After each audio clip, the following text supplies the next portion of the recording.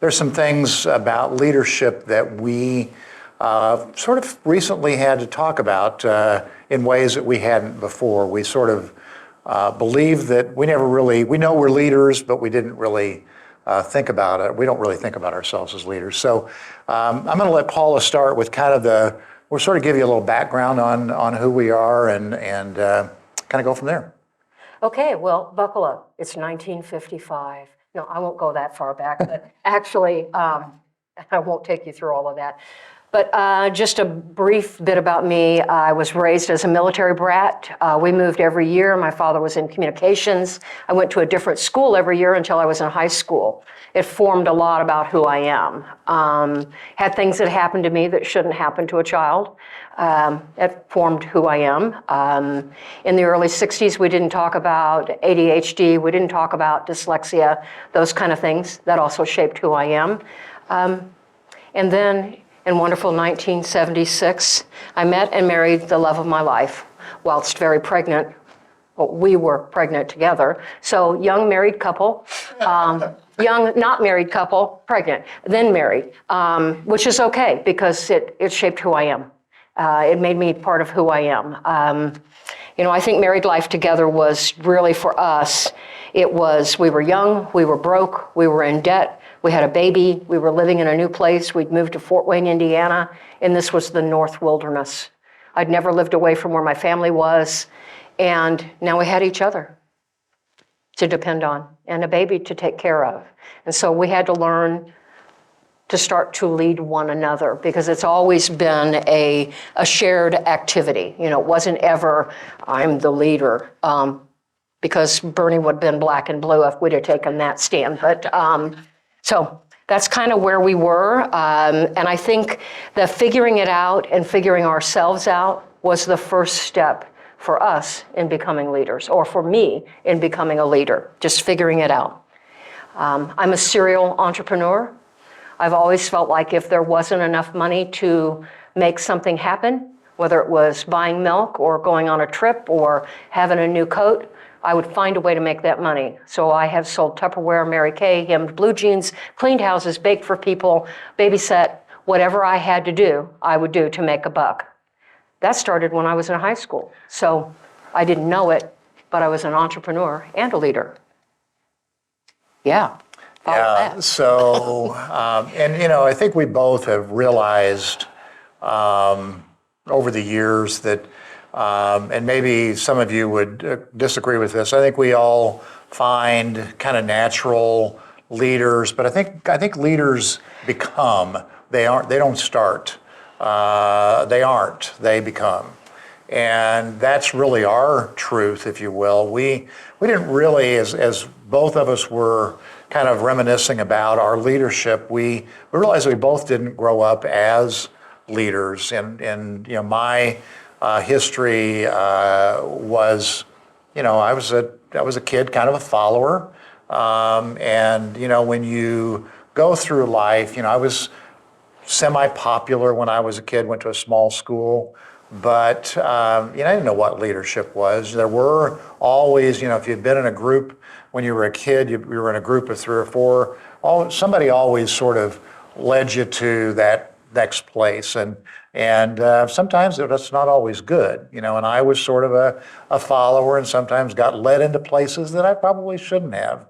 And fortunately, we kind of stumbled upon each other in the 70s, and you know what the 70s was like. It was interesting, to say the least. So, there were things that we did that we probably shouldn't, but God was good, and He brought us together, and we sort of learned, as Paula talked, she was, in our marriage, we learned to be encouragers. So, as we think about one of the key words of leadership in our life, the word encouragement kept coming out. We encouraged each other to be to be a Paula who could do these things. And she encouraged me, even in the bad times. I was in the insurance business. This is what brought us to Fort Wayne.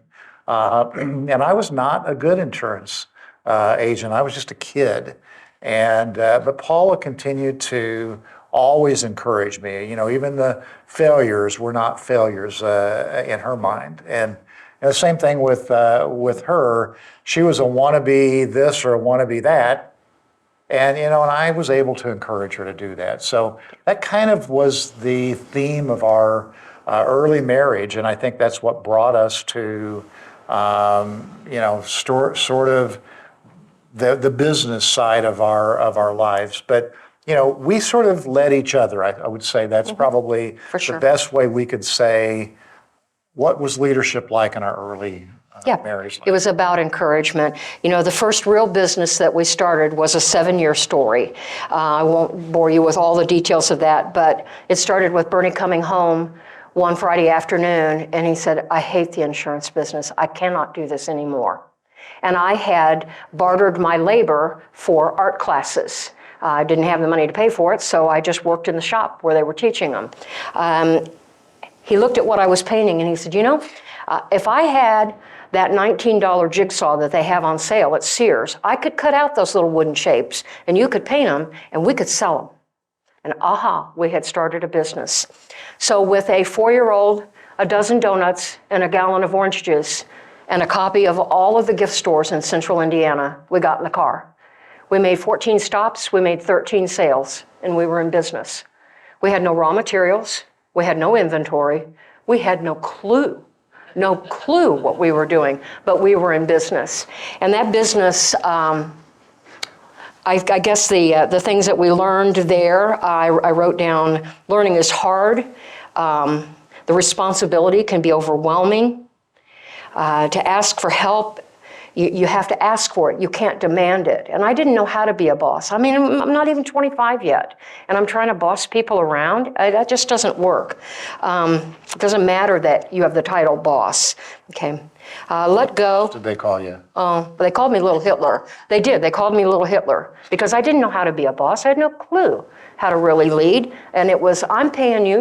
It's my way or the highway. Anybody ever had that experience? I learned that people will take advantage of you and they'll hurt you, but you have to be able to let that go. It's hard to be a leader for you have to really give of yourself. You have to set certain standards and you have to hold true to those no matter what you think. You have to go, this is my line that I will not cross. Knowing who you are, trying to lead. That was the other one. Who am I leading? Are they people that are older than me, people that are younger than me? And the one that, when one of us was, I'm sorry, I'm kind of stumbling here. When one of us was down, the other had to be up. We just had to do that. That was critical. We could not let the staff that we had see us as, oh my gosh, they're falling apart. I've got to go get another job somewhere else. We had to have strength between us, and that was part of that encouragement that always worked. This business set us up for success in our next business because we learned everything we weren't supposed to do in that 7 years, everything we shouldn't do.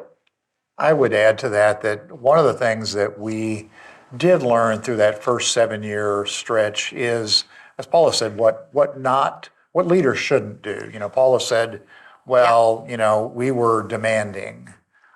We expected things from, our followers or our employees.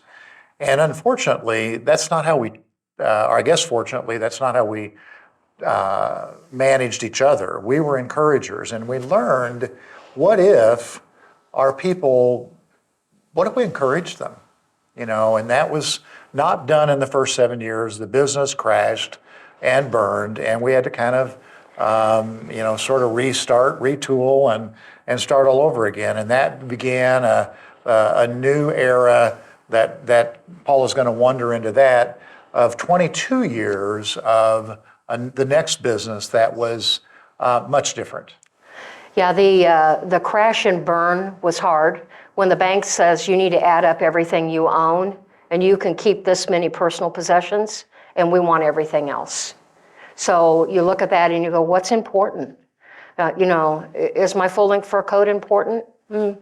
maybe when it's really cold, but what do you keep? And it really made us look at what was important in our lives. It made us take a great big deep breath and understand that this time out, we had to have respect for each other, for our employees, for our customers, for our vendors. Everybody that we came in contact with, we had to have respect for.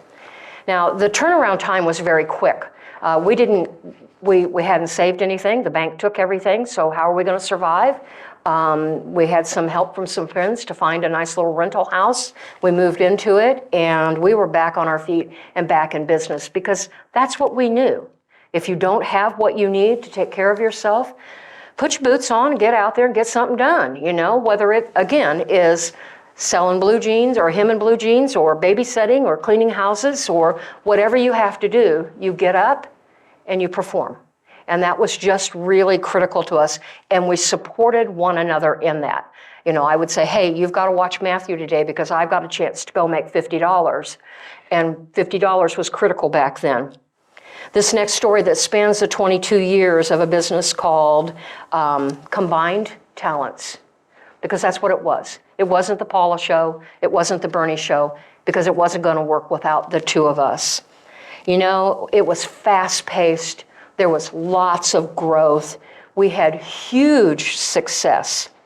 Everyone loved us, or so we thought. We were living large. We were traveling all over the world. We were manufacturing and importing home decor items. We'd be in India. We had one summer where we were on 7 continents, something like that, 6 or 7 continents.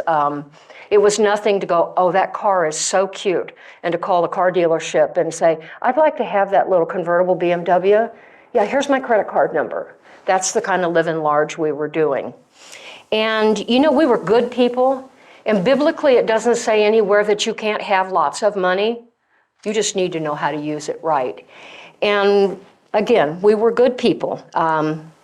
We learned through that time that to have a successful marriage in leadership, we had to have distinct separation of responsibilities. Bernie's t-shirt says, I have a spreadsheet for that. Mine has this circle logo that goes like this. That's the kind of people we are. I'm the creative driving force. Bernie is the wonderer. He'll go, I wonder if we could. And I would go, thank you very much. Everyone step aside. I've got this. And I would make it happen. So, there was a lot of that kind of stuff that happened. That separation of responsibilities meant that I would listen to Bernie's opinion about something, but the bottom line was he had to respect me enough and my leadership abilities to go, what you decide is right. And I'm okay with that, whether it's what I would have done or the way I would have done. We talk often with our students about, 6 plus 3 is 9, but so is 8 plus 1 or 10 minus 1. You get to 9 no matter what. You just get there a different way. And as a good leader, you have to be able to see those different ways of getting to what you really want. Leaders are not invincible.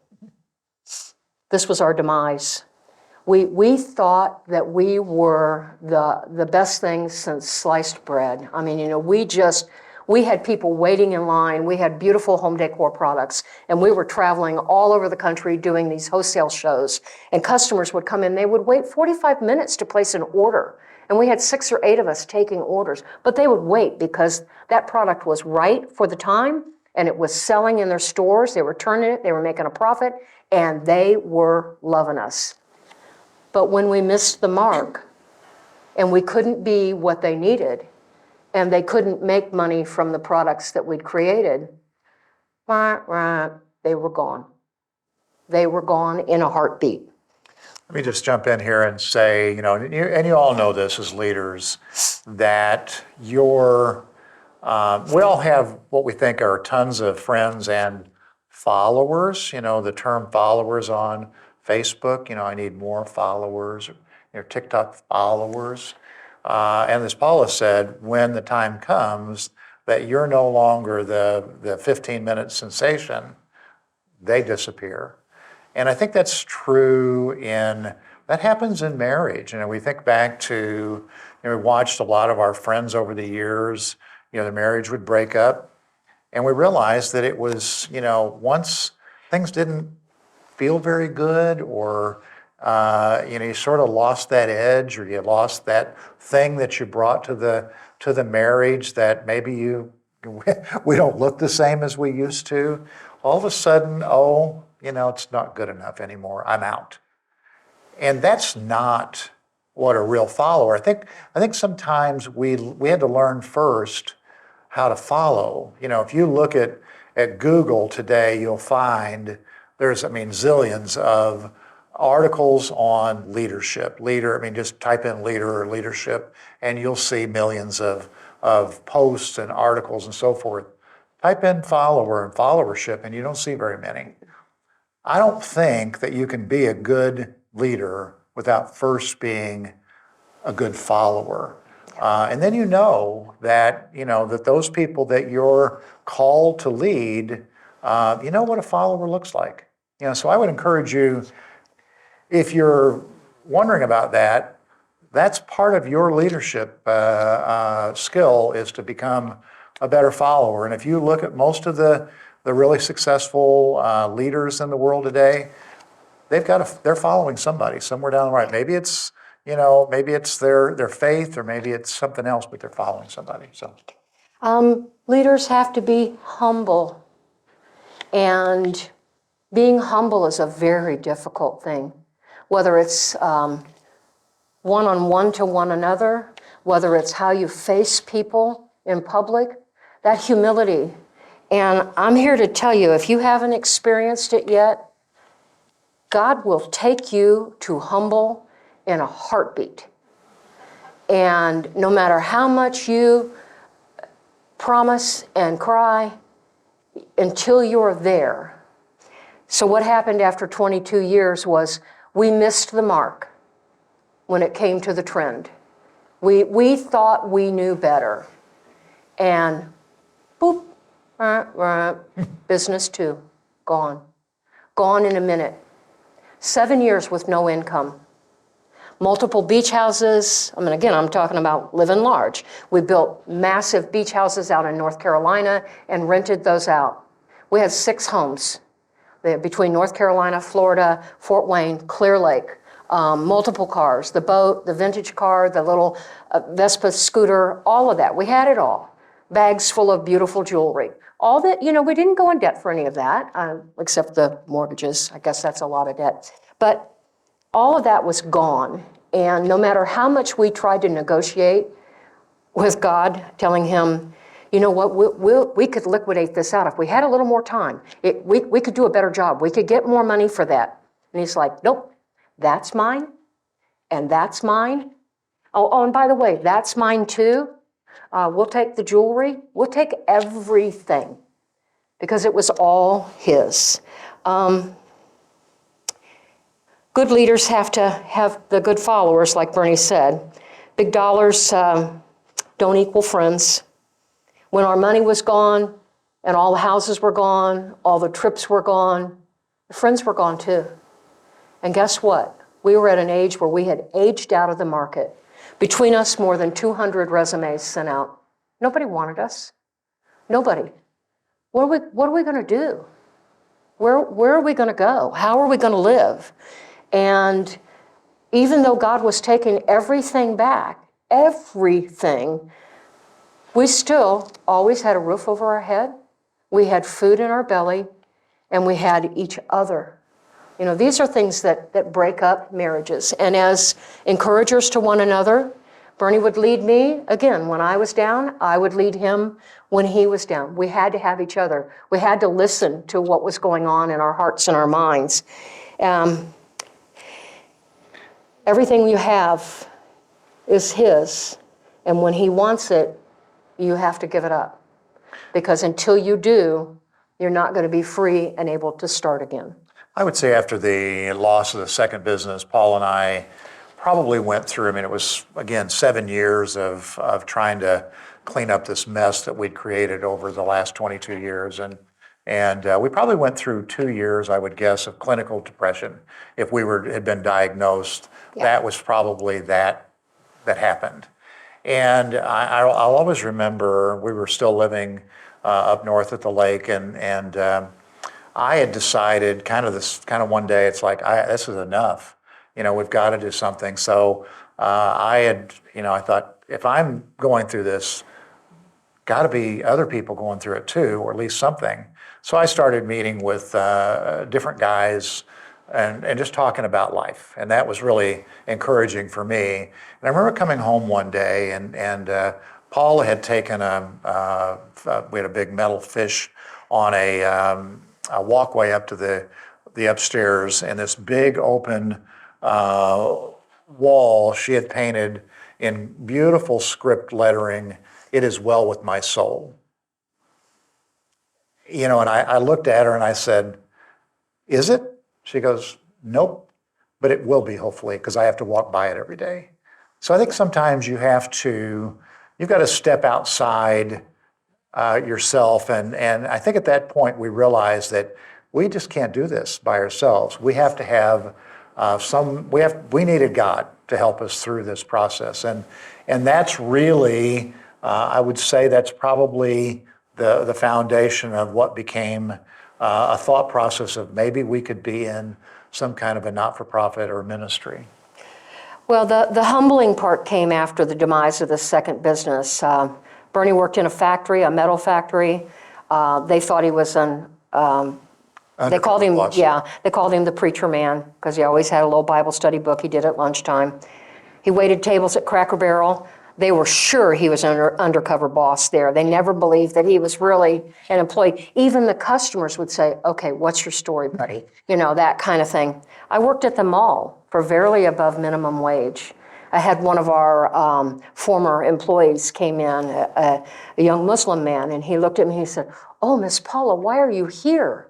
And I'm like, "Well, Nasser, I have to work." He goes, "No, you're so much more than this." And I'm like, "No, this is where I'm supposed to be right now. I'm doing what I'm supposed to do." And this started the ministry because that place, and being at the mall and being in that store, I saw young women who were broken. They had multiple children, no baby daddies in the picture. They're working minimum wage, multiple jobs, 15 hours here, 15 hours there, riding the bus. The stores close after the bus stops, so they're hitchhiking home south of downtown. Just stuff that shouldn't be happening. And a lot of you have heard this story, but I walked into the break room one night, and there was a gal there, and she had her back to me, and she had something in her hand. And I just kind of bopped in. I'm like, "Oh, what you gonna do? You gonna bake us a cake tonight?" I'm just all being all bubbly and happy.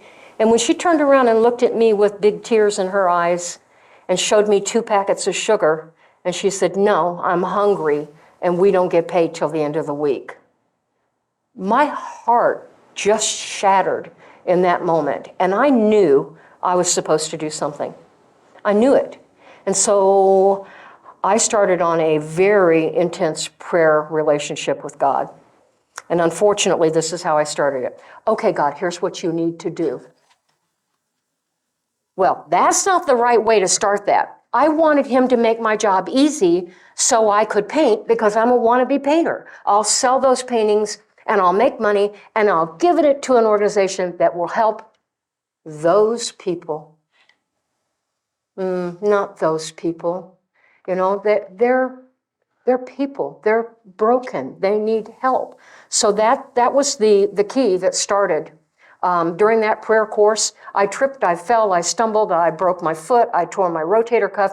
I was elected the captain of the Safety Action Committee because I had more workers' comp claims than anybody in the store. So after I'm recovering from the last major injury, I knew, and I said to Bernie, I said, "Out of a jam." And he's like, "What?" I'm like, "We're going to go in the kitchen and we're going to help.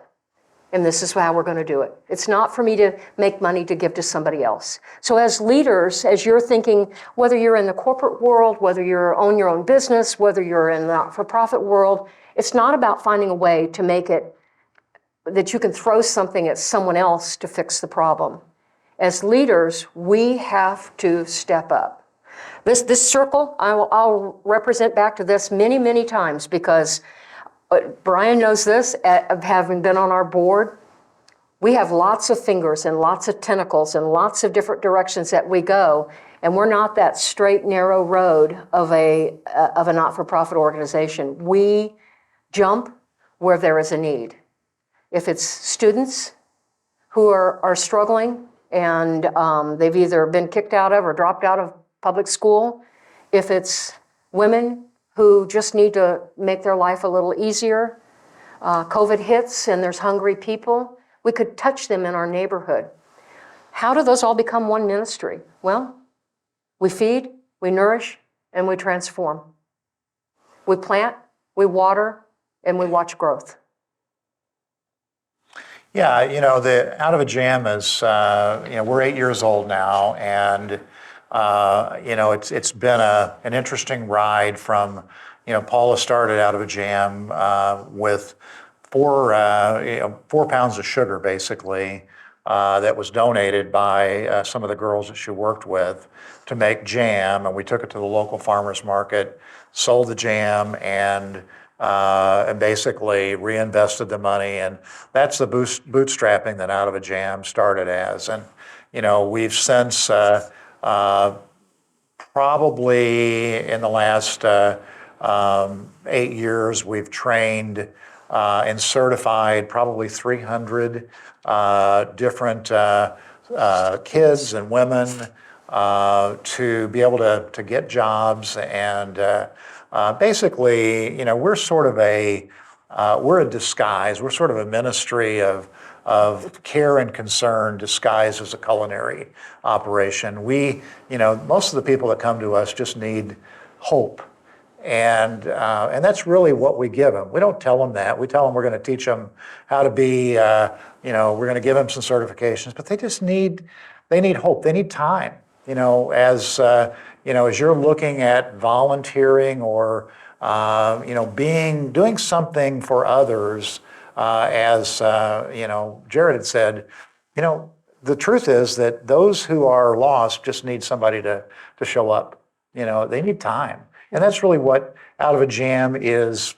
That's really what we do. We spend time with our kids, with our staff, with our volunteers, and we've learned, that leadership that's woven through this marriage. It's, there are times that business gets in the way. Right now, we're working on we're not young anymore, but we're working on a way to be Mr. and Mrs. Kaufman, again, not Mr. and Mrs. Out of a Jam, because sometimes that gets lost in the mess that we have here. But that's the life that we sort of live, and our students and our women, that's their life. And there's also an important part of this, and that is there's an arrow that comes.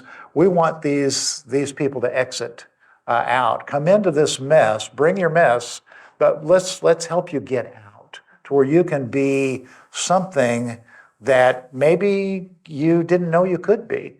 And I think that's really, this past year has been an amazing year. We've had some grants that we didn't really expect. We were blessed with a Lilly Endowment grant, and it opens up doors for us to do things that we just didn't know were possible. And now we have to kind of get back to work again. And I don't know if God's ever going to let us retire. What that looks like. But I do know that it never stops us from being a part of the community in ways that matter.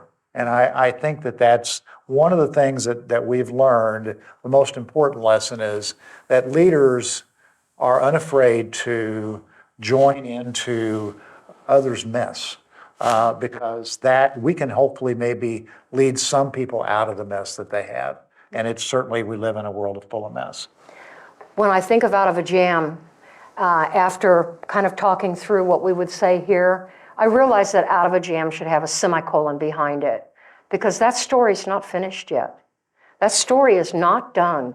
There's more to be learned. There's more to be developed. There's more lives to touch.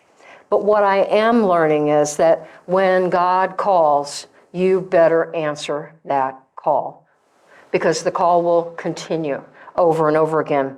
What I've also learned is anyone, everyone, can teach you something. And as a leader, we have to be open to that. We don't know it all. Some of the best things I've learned have come from my students. I mean, I can go gangster on you in a minute, and I've learned that from my kids. But, I can. There's just something more to be learned all the time. And what I know more than anything is that my story, for whatever reason, the things that I've gone through in my life, the things that I've experienced in my life, I am obligated to share that as a leader because it can help someone else. Bernie said earlier that we all have somebody that we're following. And this story that each one of us has, it was already written. God already wrote my story. He knew when I was abused as a little girl that I would work through that and I would be able to use that to help another little girl. He knew that by having me be dyslexic and ADD, that I'd be able to see that in another kid and see the potential of what they could become. Because just because they have an issue, what are their strengths, not their weaknesses? So as leaders, we have to really look at our experiences and how can I share that with someone else to help them become a better person, a better leader themselves. Sharing your story is so important, and I encourage you to do that. I think that's all I've got to say, so there you go. Yeah, we'd love to answer any questions that you might have.